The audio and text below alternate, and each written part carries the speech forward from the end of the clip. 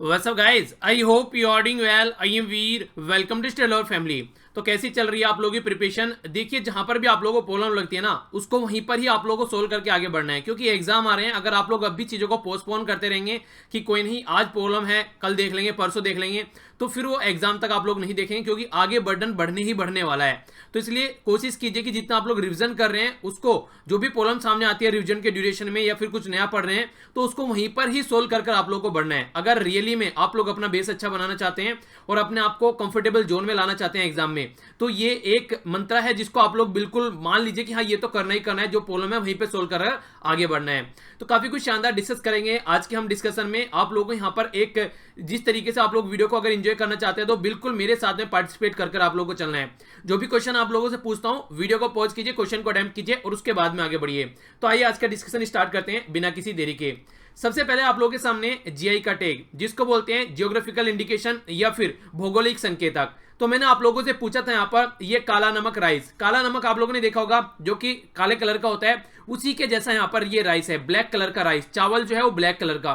तो उत्तर प्रदेश में यहाँ पर इसको जीआई का टैग दिया गया है, क्योंकि स्पेशलिटी आप लोग देखते हैं बिल्कुल डिफरेंट है, काले कलर का चावल है यहाँ पर ये, और एग्रीकल्चर की एक कैटेगरी में आता है। तो इस तरीके के जो फिलहाल एग्रीकल्चर के पॉइंट ऑफ से आप लोगों को पता है किसान जिस तरीके से सुसाइड कर रहे हैं हमारी कंट्री में, तो काफी न्यूज में है अलग अलग चीजों में इस तरीके से। तो आप लोगों से कोई भी एग्रीकल्चर प्रोडक्ट जीआई टैग आप लोगों से पूछा जा सकता है। तो काला नमक rice Uttar Pradesh agriculture product. Okay, आइए आगे बढ़ते हैं। आज का जो आप लोगों का जीआई टैग है, ये जाकर देखिएगा, ये है बांदा लड्डू। ये एक तरीके का लड्डू है और पर्टिकुलर किस राज्य के अंदर इसको जीआई के टैग का दर्जा दिया गया है और किस कैटेगरी में आता है। तो ये दोनों ही क्वेश्चन आप लोगों को बताने हैं। नीचे कमेंट बॉक्स में आंसर जरूर दिया कीजिए और रिवीजन आप लोग जरूर करते रहिए जो भी चीज आप लोगों को पढ़ाई जाती है। आइए अब नजर डालते हैं आज के क्विज के ऊपर, जो कि आप लोगों का ये वार्म अप क्विज है। यहाँ पर एक एक क्वेश्चन को आप लोगों को शानदार तरीके से पढ़ना है और फिर आंसर देना है। फिर अभी आप लोगों को आंसर बताऊंगा, मैच कर अपना स्कोर कमेंट बॉक्स में लिखना है। सबसे पहले बात की जा रही है इंडिया में अभी फर्स्ट जस्टिस सिटी बनाने की बात की जा रही है। तो कौन से राज्य में ये सिटी बन रही है, इस सिटी का नाम आप लोगों को बताना है। राज्य का नाम मैं बताऊंगा, सिटी का नाम बताइए। आप लोगों को बताना है इंटरनेशनल डे टू एंड इंप्यूनिटी, यानी कि यहाँ पर जो भी जर्नलिस्ट के खिलाफ जो भी क्राइम होते हैं उसको खत्म करने की बात की जा रही है। तो ये डे किस दिन हम लोग सेलिब्रेट करते हैं। शिक्षित भारत, स्वच्छ भारत, स्वस्थ भारत और यहाँ पर स्वावलंबी भारत, ये यहाँ पर टैगलाइन किसकी है, उसका आप लोगों को नाम बताना है। किससे रिलेटेड है ये टैगलाइन? शिक्षित भारत, स्वस्थ भारत, स्वच्छ भारत और स्वावलंबी भारत। ठीक है, तो ये काफी इंपॉर्टेंट टैगलाइन है, जो कि पास्ट में अभी रिसेंटली क्वेश्चन पूछा गया है एग्जाम्स में। हमारे संविधान में अगर बात करें कॉन्स्टिट्यूशन अमेंडमेंट, तो इसको पास करने के लिए कौन सी मेजोरिटी चाहिए, ये आप लोगों को बताना है। कई तरीके की मेजोरिटी होती है, पॉलिटी में आप लोगों को पढ़ाई थी। तो कौन सी मेजोरिटी यहाँ पर इसको जो कॉन्स्टिट्यूशन अमेंडमेंट बिल होता है पास करने के लिए चाहिए, ये बताना है। अगर बात करें ज्वाइंट सेशन की, इसका मतलब होता है कि जब यहां पर लोकसभा और राज्यसभा एक साथ मिलकर किसी बिल को पास करते हैं, तो हमारे संविधान में आर्टिकल 108 के तहत ज्वाइंट सिटिंग का प्रोविजन है। तो ये जो ज्वाइंट सिटिंग है, ये किसके लिए एप्लीकेबल नहीं होती है, आप लोगों को पता होना चाहिए। कम से कम एक ऑप्शन आप लोग नीचे बताइए, या तो आप लोग बताइए यहां पर मनी बिल या फिर कॉन्स्टिट्यूशन अमेंडमेंट बिल किसके लिए यहां पर ये एप्लीकेबल नहीं होती है। ठीक है, या फिर दोनों के लिए एप्लीकेबल नहीं होती है। यहां पर फिलहाल आप लोग एक ऑप्शन कम से कम बता दीजिए, या फिर आप लोग जो भी आप लोगों के माइंड में है, ये टोटल डिटेल में आप लोगों को पढ़ाया जा चुका है। आप लोगों को नाम बताना है यहाँ पर एक पर्सनैलिटी का, जिसके द्वारा अबोलिश किया गया था पर्शियन लैंग्वेज को, यहाँ पर ऑर्डर दिया गया, मतलब एक तरीके से अबोलिश किया गया था पर्शियन लैंग्वेज को, और जो वर्नाक्युलर लैंग्वेज है पर्टिकुलर एरिया में उसको यूज करने की बात की गई थी। यानी कि जो लैंग्वेज मुगलों के टाइम से चली हुई आ रही थी उसको हटाकर यहाँ पर वर्नाक्युलर लोकल लैंग्वेज को यूज करने की बात की गई थी। इसके द्वारा नाम बताना है आप लोगों को। यहाँ पर बात कर रहे हैं 6 दिसंबर, हमारी कंट्री में भीमराव अंबेडकर जी को याद कर हम लोग सेलिब्रेट करते हैं। आप लोगों को ये बताना है इस दिन को हम लोग किस नाम से पुकारते हैं, एक पर्टिकुलर नाम इस दिन का हम लोगों ने दे रखा है। इंडिया का फर्स्ट सेकंड जनरेशन यानी कि 2G एथेनॉल बायो ये रिफाइनरी अभी सेटअप करने की बात की गई है। कहां पर? ये आप लोगों को, ये है बारगढ़ डिस्ट्रिक्ट। आप लोगों को राज्य का नाम बताना है। यहां पर जो ये इथेनॉल बनाया जाएगा, ये जो भी स्ट्रो होते हैं राइस के, यानी कि जो चावल होते, जो चावल के जो भी जो घास फूस होता है बचा कुचा, उससे बनाया जाएगा ये। और ये 2020 तक सेटअप करने की बात की जा रही है। फायदा क्या होगा इससे? फायदा ये होगा कि आने वाले टाइम में जो किसानों की इनकम डबल करने की बात करते हैं वो तो होगा ही होगा, एक ऐसा ईंधन बना पाएंगे हम लोग जो इन्वायरमेंट फ्रेंडली होगा। तो ये था आपका क्विज। अभी आप लोगों को यहाँ पर आंसर बताया जाएगा, आंसर को इसके साथ में मैच कीजिएगा और उसके बाद में नीचे कमेंट बॉक्स में अपना स्कोर लिखना मत भूलिएगा। सबसे पहले बात की जा रही है अमरावती, आंध्र प्रदेश की सिटी है जो कि हमारी कंट्री की फर्स्ट जस्टिस सिटी बनाने का जिसको दर्जा देने की बात की जा रही है। 2 नवंबर को हम लोग सेलिब्रेट करते हैं international day to end the impunity, जो कि क्राइम अगेंस्ट द जर्नलिस्ट की बात करता है, तो उसको रोकने की बात की जाती है ताकि जर्नलिज्म के खिलाफ कोई क्राइम न हो सके, यानी कि जो जर्नलिस्ट होते हैं, न्यूज देने वाले होते हैं, उनको कई बार मार दिया जाता है। ये यहाँ पर शिक्षित भारत, स्वच्छ भारत, स्वस्थ भारत और स्वावलंबी भारत, ये उन्नत भारत अभियान की टैगलाइन है, तो इसके बारे में आप लोग आइडिया रखते हैं। कॉन्स्टिट्यूशन अमेंडमेंट बिल को पास करने के लिए स्पेशल मेजोरिटी की जरूरत पड़ती है, तो इसके बारे में आप लोग आइडिया रखना चाहिए। अच्छा, स्पेशल मेजोरिटी होती क्या है, नीचे कमेंट बॉक्स में बताइए। तो जरा रिवीजन कर रहे हो कि नहीं, रिवीजन करके जाइए अच्छे से, वरना बहुत सारी चीजें ऐसी होंगी यहाँ पता है यार, पता नहीं कैसे माइंड से निकल गया। और ये ऐसी चीजें होती हैं जो कि आप लोगों को पीछे किसी भी मेरिट लिस्ट में आप लोगों को पीछे पहुंचाने में जरा सी देर नहीं लगाएंगे अगर आप लोग रिवीजन नहीं करेंगे। तो ये यहाँ पर जॉइंट सेटिंग नहीं होती है, ना तो मनी बिल के लिए होती है और ना ही यहाँ पर कॉन्स्टिट्यूशन अमेंडमेंट बिल के लिए होती है। विलियम्स बेंटिंग के द्वारा यहाँ पर पर्शियन लैंग्वेज को अबोलिश किया गया था और वर्नाकुलर यानी कि जो लोकल लैंग्वेज है उसको यूज करने की बात की गई थी यहाँ पर कोर्ट लैंग्वेज के तौर पर। ओके, आगे बात करते हैं महापरिनिर्वाणा बोला जाता है, महापरिनिर्वाणा दिवस जो कि 6 दिसंबर को भीमराव अंबेडकर जी से रिलेटेड सेलिब्रेट हम लोग करते हैं, या फिर आप लोग इसे डेथ एनिवर्सरी बोल सकते हैं। तो दोनों ही नाम से यहाँ पर इसके बारे में आप लोगों को पता रखना है। तो ये है यहाँ पर क्या है, यहाँ पर 6 दिसंबर। इसी के साथ में उड़ीसा में बात की गई यहाँ पर ये स्टैब्लिश करने की, जो कि इथेनॉल बायो रिफाइनरी जो यहाँ पर राइस के स्टोर से इसको बनाया जाएगा, 2020 तक इसको स्टैब्लिश करने की बात की जा रही है। तो ये था हमारा क्विज, नीचे कमेंट बॉक्स में अपना स्कोर लिखना मत भूलिएगा। आइए अब आगे बढ़ते हैं। पहला क्वेश्चन है यहाँ पर, यह ग्लोबल वेज रिपोर्ट के बारे में। इसके बारे में आप लोगों से पूछा गया कि किसके द्वारा रिलीज की जाती है। वेज का मतलब एक तरीके से आप लोग बोलते हैं जो सैलरी होती है, तो सैलरी में डिफरेंस कई बार आप लोगों को देखने को मिलता है, तो उसके बारे में बात की जा रही है। किस तरीके यहाँ पर वेज दी जाती है ऑल ओवर वर्ल्ड में, किसके द्वारा ये पब्लिश की जाती है, वर्ल्ड बैंक के द्वारा, इंटरनेशनल मॉनेटरी फंड के द्वारा, एशियन डेवलपमेंट बैंक या फिर इंटरनेशनल लेबर ऑर्गेनाइजेशन के द्वारा। तो कौन सा आंसर सही है, तो आइए नजर डालते हैं आंसर के ऊपर। आंसर है जो इसका वो है डी, यानी कि इंटरनेशनल लेबर ऑर्गेनाइजेशन यहाँ पर इसको पब्लिश करती है। पहली बात, जो ग्लोबल वेज रिपोर्ट है यहाँ पर ये रिसेंटली जो अभी पब्लिश की गई है, इसके बारे में भी एक क्वेश्चन आप लोगों को आगे डिस्कस करूंगा। अभी फिलहाल यहाँ पर जानिए आईएलओ के बारे में। इंटरनेशनल लेबर ऑर्गेनाइजेशन ये एक यूनाइटेड नेशन की एजेंसी है, यानी कि यूएन की एजेंसी है। इसी के साथ में इंटरनेशनल लेबर स्टैंडर्ड कैसे होने चाहिए, यानी कि लोग जो है वो काम कर रहे हैं वो ऐसा काम है कि जो कि इंसानों के करने लायक है, या फिर उनको जानवरों की तरह ट्रीट किया जा रहा है, या फिर सोशल प्रोटेक्शन की बात करते हैं। इसी के साथ में वर्क अपॉर्चुनिटी लोगों को मिल रही है या नहीं मिल रही है, तो इन सब बातों पर फोकस देकर चला जाता है। आईएलओ को एस्टैब्लिश किया गया था 1919 में, और ये यहाँ पर अगर आज के डेट में जो काम कर रही है, ये तब से स्टार्टिंग से इंडिया इसका फाउंडर मेंबर है। ठीक है, आज के डेट में 187 यहाँ पर इसके मेंबर है, और हेडक्वार्टर इसका जनेवा में यानी कि स्विट्जरलैंड के अंदर है। तो और भी तमाम इंफॉर्मेशन आप लोगों से क्वेश्चन के फॉर्म में यहाँ पर 3-4 क्वेश्चन इसी से बनाए जा सकते हैं। ठीक है, तो याद रखिएगा कि इंडिया फाउंडिंग मेंबर है या नहीं है, कब स्टैब्लिश किया गया था, कहां पर हेडक्वार्टर है, कितने मेंबर हैं। तो ये फैक्चुअल इंफॉर्मेशन भी कई बार स्टेटमेंट की बेस में आप लोगों से पूछ ली जाती है। आइए आगे चलते हैं। नेक्स्ट क्वेश्चन आप लोगों के सामने काफी इंटरेस्टिंग है, ये ग्लोबल वेज रिपोर्ट के बारे में ही है, तो ध्यान से पढ़िए। और पूछा गया कि करेक्ट इंफॉर्मेशन यहां पर क्या है। बोला जा रहा है कि वुमेन आज की डेट में उनको जो पेड दी, उनको जो सैलरी दी जाती है वो अनइक्वल है एज कंपेयर टू मैन, यानी कि वुमेन को कम सैलरी दी जाती है और मैन को ज्यादा सैलरी दी जाती है, और इसको क्या बोलते हैं हम, जेंडर वेज गैप बोलते हैं। पहली स्टेटमेंट ये है।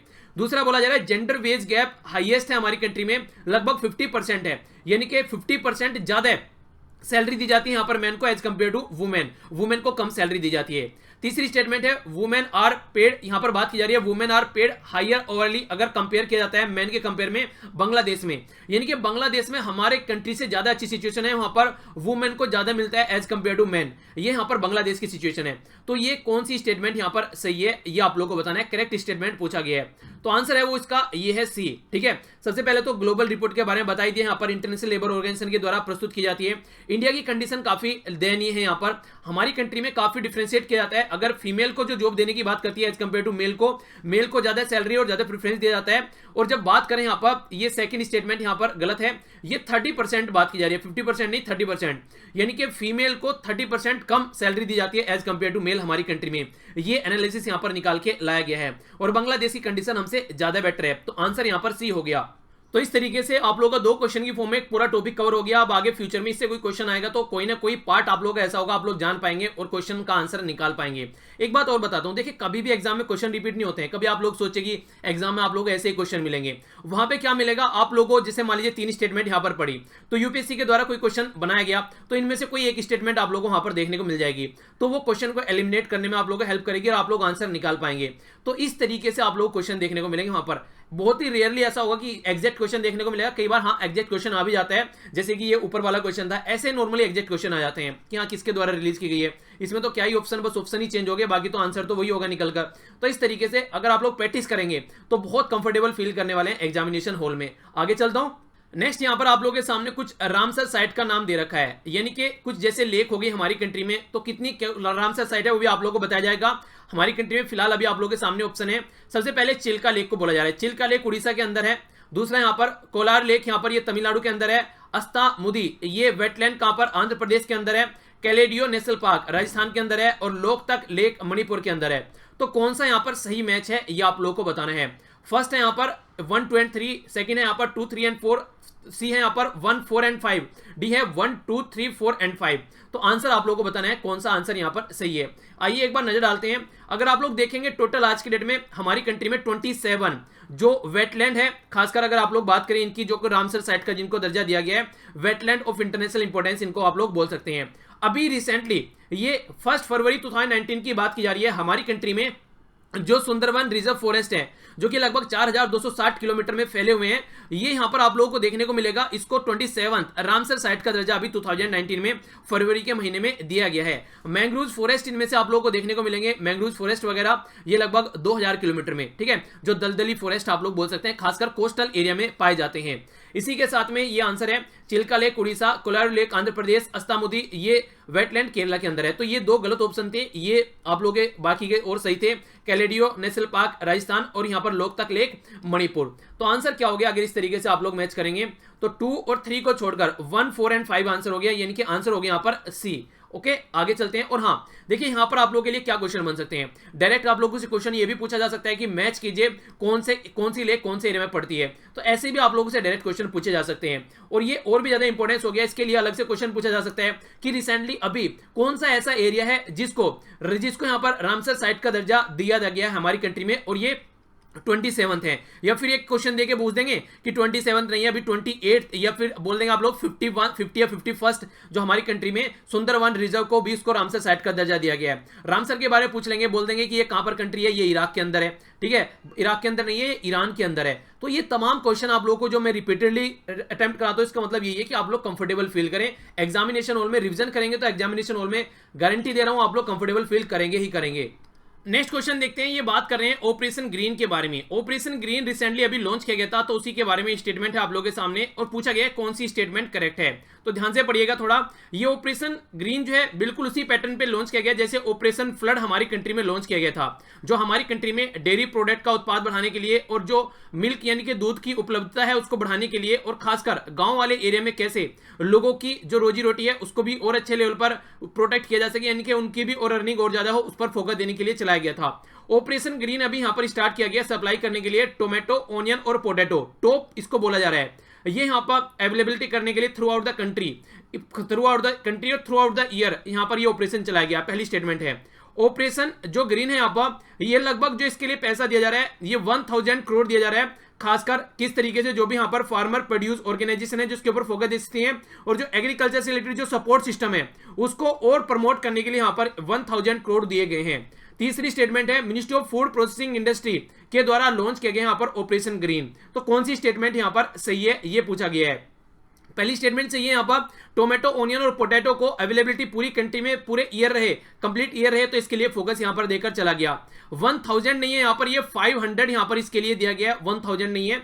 कई बार ऐसे आप लोगों से बैंकिंग की अगर आप लोग तैयारी कर रहे हैं डायरेक्ट क्वेश्चन पूछे जाते हैं जो कि पर्टिकुलर स्टेटमेंट रहती है, वो एक तरीके से इस तरीके से आप लोगों को नंबर की फॉर्म में देखने को मिलेगी। हालांकि यूपीएससी में ये नंबर की फॉर्म में इतना ज्यादा हेरफेर नहीं करते हैं, मिनिस्ट्री वगैरह यहाँ पर जल्दी उल्टा सीधा देते हैं, बोल देंगे कि होम मिनिस्ट्री के द्वारा स्टार्ट किया गया है, तो ministry of food and the processing जो इंडस्ट्री है उसके द्वारा यहाँ पर ये लॉन्च किया गया है। तो सेकंड स्टेटमेंट गलत हो गई, फर्स्ट एंड थर्ड स्टेटमेंट सही है, तो आंसर बी हो गया। आगे बढ़ता हूं।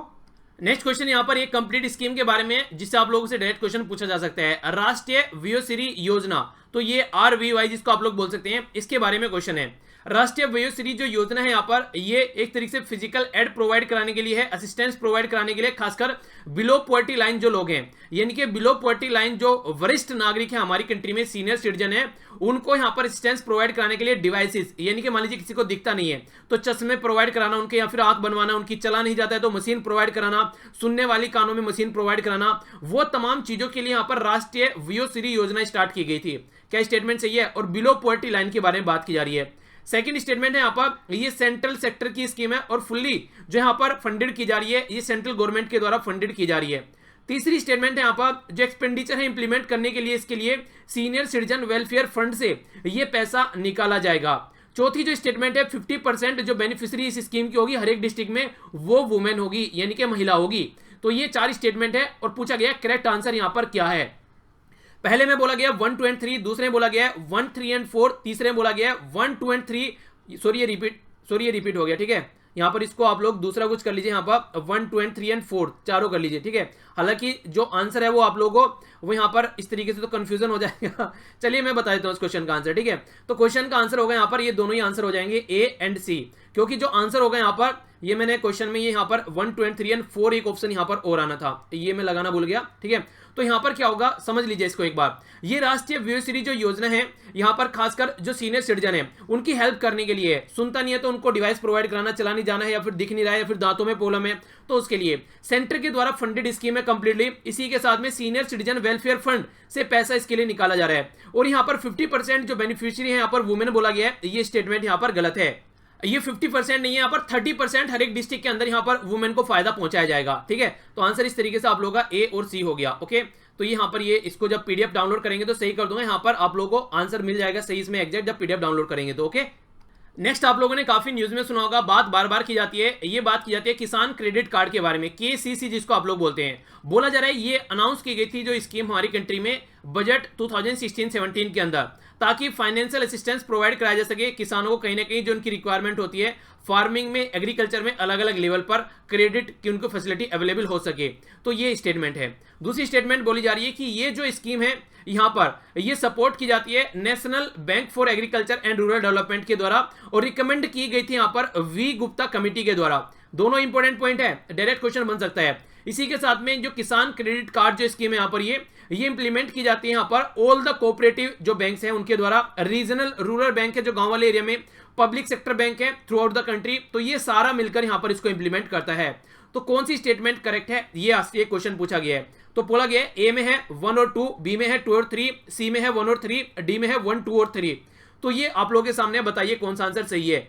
तो फर्स्ट स्टेटमेंट यहां पर गलत है। जो बजट था 1988-89 उस टाइम के बजट में यहां पर ये अनाउंस की गई थी, 2016-17 में अनाउंस नहीं की गई थी। अभी रिसेंटली भी न्यूज में थी यहां पर, क्योंकि जब बात आते हैं यहां पर कि कितना आप लोगों को इंटरेस्ट देना है, तो इंटरेस्ट के बारे में वजह से यहां पर ये न्यूज में थी, फिर से इसको सपोर्ट किया गया था गवर्नमेंट के द्वारा, इसलिए यहां पर ये न्यूज में थी। तो फर्स्ट को छोड़कर आंसर क्या हो गया, यहां पर आंसर हो गया बी, यानी कि 2 और 3। नेक्स्ट क्वेश्चन यहां पर ये बात कर रहे हैं FAME, ये क्या है यहां पर, ये है faster adaptation and manufacturing of hybrid and electric vehicle in India. ये एक स्कीम है जिसको फेम बोला जा रहा है। देखिए ऐसी स्कीम जहां पर हाइब्रिड, यानी कि आप लोग यहां पर जो नॉर्मली जो ईंधन होता है वो तो आप लोग यूज कर ही रहे हैं, इसके साथ में दूसरा ईंधन भी, खासकर जो इन्वायरमेंट फ्रेंडली ईंधन है वो भी आप लोग यूज कर सकते हैं, इस तरीके की बात की जा रही है। पहला स्टेटमेंट है यहाँ पर, ये एडमिनिस्टर की जा रही है यहाँ पर स्कीम जो ministry of heavy industry and public entrepreneurship है, इसके द्वारा यहाँ पर एंटरप्राइज के द्वारा यहाँ पर ये इंप्लीमेंट की जा रही है, यानी कि ministry of heavy industry and public enterprise. दूसरी स्टेटमेंट है यहाँ पर कमर्शियल व्हीकल एंड बसेज जो भी हमारी कंट्री में है वो इसके अंदर कवर नहीं की जा रही है स्कीम के।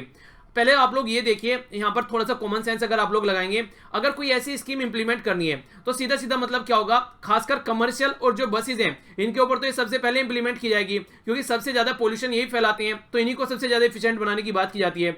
तो सेकंड स्टेटमेंट यहाँ पर गलत है, फर्स्ट स्टेटमेंट सही है, आंसर इसका ए हो गया। इसी के साथ में यहाँ पर इंसेंटिव देने की बात करते हैं, यानी कि अगर कोई यहाँ पर इस तरीके प्रोडक्ट खरीदेगा, यानी कि जो रिन्यूएबल एनर्जी पर फोकस देकर चलते हैं, एनवायरमेंट फ्रेंडली होते हैं, उनको इंसेंटिव दिया जाएगा, छूट दी जाएगी अगर वो कोई भी व्हीकल यहाँ पर खरीदते हैं, चाहे कमर्शियल, चाहे पब्लिक, चाहे पर्सनल यूज के लिए। ओके, तो ये स्टेटमेंट याद रखिएगा, आंसर इसका ए हो गया। आगे बढ़ते हैं।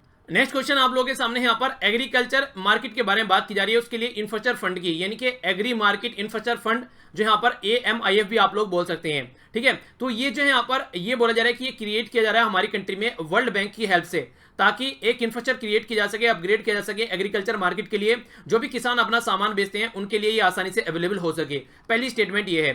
दूसरी स्टेटमेंट यहाँ पर ये बोला गया कि इसके तहत यहाँ पर स्टेट और जो यूनियन टेरिटरी है उनको सब्सिडाइज लोन दिया जाएगा, ताकि वो डेवलप कर सके इंफ्रास्ट्रक्चर अपनी पर्टिकुलर मार्केट में, यानी कि जहां पर जो भी इंफ्रास्ट्रक्चर की जरूरत होती है मार्केट लगाने के लिए उसको डेवलप किया जा सके, और जो प्राइस है वहां पर ऑल ओवर कंट्री में इक्वल मिल सके, उसके ऊपर फोकस देकर चला जाता है। तो इसके रिलेटेड कौन सा क्वेश्चन का आंसर यहां पर सही है? पहला only one, only two, both या फिर नन? तो फर्स्ट स्टेटमेंट यहां पर गलत है। ये नाबार्ड जो हमारी कंट्री का बैंक है वो यहां पर हेल्प करेगा, ना कि world bank. World bank statement यहां पर गलत है। तो इस तरीके से आंसर क्या हो गया? दूसरा आंसर सही है, आंसर होगी यहां पर बी। तो ऐसे क्वेश्चन बड़ी जल्दी आप लोगों से पूछे जाते हैं जहां पर किसी पर्टिकुलर सपोर्ट की बात आती है बाहर साइड से, तो यहां पर ये आप लोग जरूर याद रखिए किसके द्वारा ये फंडिंग की जा रही है, ये बड़ी जल्दी यहां पर पूछा जाता है। तो यहां पर वर्ल्ड बैंक नहीं है, नाबार्ड है यहां पर। ओके, तो ये था आज का डिस्कशन। आई होप कि आप लोगों को लेक्चर पसंद आएगा। पसंद आता तो लाइक करना मत भूलिएगा, और इसी के साथ में शेयर कर सकते हैं जहां पर भी आप लोग कनेक्टेड हैं। और देखिए रिवीजन आप लोग करते रहिए, जितना ज्यादा रिवीजन करेंगे उतना ही ज्यादा एग्जाम में कंफर्टेबल फील करेंगे। बाकी आप लोग डाउनलोड कर सकते हैं PDF टेलीग्राम से, जाकर आप लोगों को लिंक मिल जाएगी वीडियो के नीचे डिस्क्रिप्शन बॉक्स में। और मेरे साथ में आप लोग कनेक्ट रह सकते हैं यहाँ पर इंस्टाग्राम, फेसबुक, टेलीग्राम पर या फिर ट्विटर पर, सारे लिंक वीडियो के नीचे मिल जाएंगे। तो मिलता हूं नेक्स्ट लेक्चर में। बड़ों को नमस्ते, छोटों को प्यार, छोटी सी लाइफ एंजॉय करो यार। तब तक के लिए जय हिंद।